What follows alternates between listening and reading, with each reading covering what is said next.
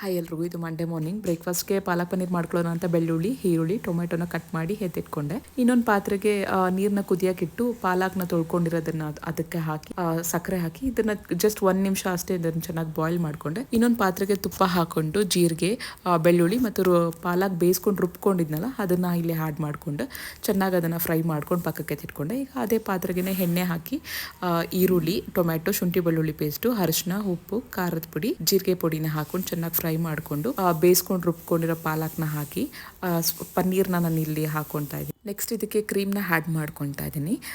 ಅದಾದಮೇಲೆ ಕ್ರೀಮ್ ಹಾಕಿದ್ಮೇಲೆ 1 ಗ್ಲಾಸ್ ನೀರನ್ನ ಕೂಡ ಇಲ್ಲಿ ಆ್ಯಡ್ ಮಾಡಿಕೊಂಡು ಕಸೂರಿ ಮೇಥಿನ ಹಾಕಿ ಒಂದು 5 ನಿಮಿಷ ಇದನ್ನು ಪನ್ನೀರ್ ಬಾಯ್ಲ್ ಆಗೋವರೆಗೂ ಬಾಯ್ಲ್ ಮಾಡಿಕೊಂಡೆ. ಇದ್ರ ಜೊತೆಗೆ ನಾನು ಚಪಾತಿ ಮಾಡ್ಕೊಂಡಿದ್ದೆ. ಚಪಾತಿ ಪಾಲಕ್ ಪನ್ನೀರ್ ಕಾಂಬಿನೇಷನ್ ಅಂತೂ ತುಂಬ ಚೆನ್ನಾಗಿತ್ತು.